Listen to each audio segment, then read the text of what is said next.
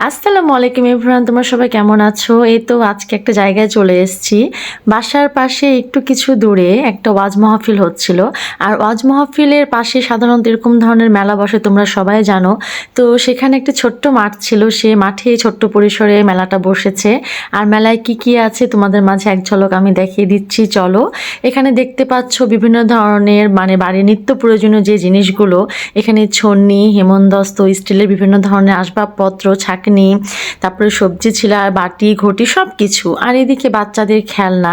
আর এই খেলনার দোকান থেকে সারফারাজ কিছুতেই সরবে না। এখানে বাচ্চাদের বিভিন্ন ধরনের গাড়ি আছে, আর মেয়েদের বিভিন্ন ধরনের অর্নামেন্টস আছে, চুড়ি, ব্রেসলেট, তারপরে হচ্ছে হেজাব পিন, ক্লিপ, রাবার এবং বিভিন্ন বিভিন্ন ধরনের কসমেটিক। তোমরা দেখতে পাচ্ছ দোকানটা বেশ বড়।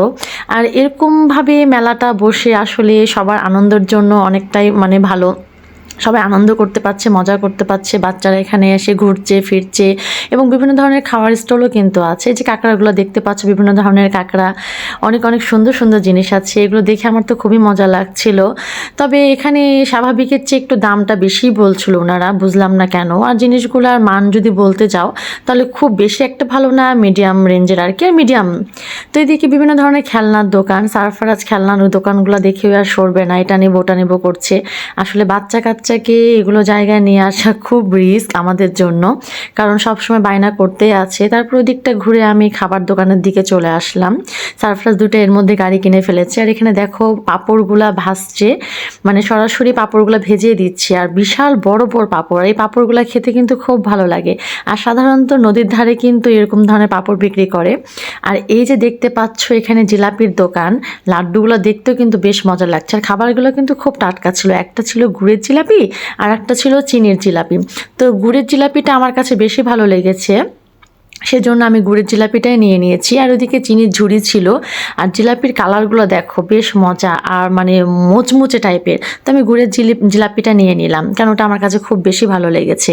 আর ওইদিকে যে মিষ্টিগুলা ছিল, জানি না মিষ্টিগুলা কেমন, আমি খাইনি, বাট মিষ্টিগুলো দেখতে কিন্তু অসম্ভব সুন্দর লাগছিল।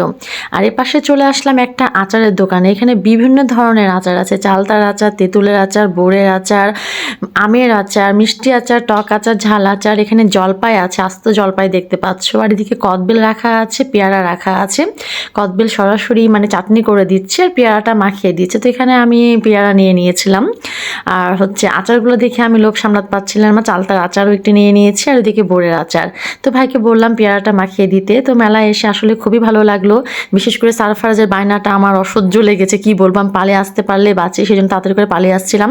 কারণ ওখানে থাকলেই বায়না করবে, গাড়ি নেবো, এটা নেবো সেটা নেবো, সেজন্য তাড়াতাড়ি চলে এসেছি। আল্লাহ হাফিজ।